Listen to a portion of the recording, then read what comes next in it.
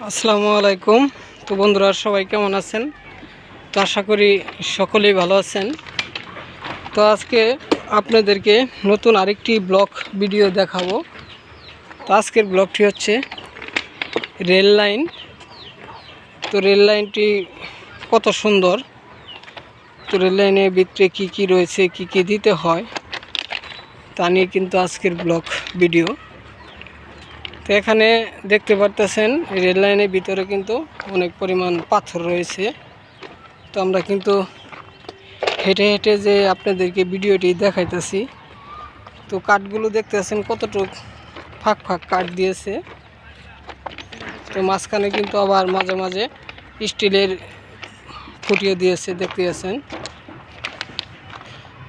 তো রেল লাইনটি কীভাবে তৈরি করেছে, তো আপনারা যদি জানতে চান তো অবশ্যই আমাদের সাথে যোগাযোগ করবেন।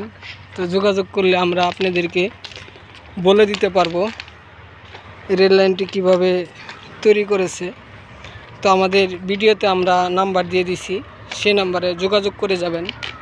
তো যোগাযোগ করলে তাও আপনাদেরকে বলে দিতে পারবো কিভাবে এই রেল লাইনটি তৈরি করেছে। তো যারা যারা আমার এই রেল লাইনের ভিডিওটি দেখলেন তাদেরকে কিন্তু অসংখ্য পরিমাণ ধন্যবাদ। তো আবারও দেখা হবে আপনাদের মাঝে নতুন কোনো ব্লগ ভিডিও নিয়ে। সকলেই ভালো থাকবেন। আসসালামু আলাইকুম।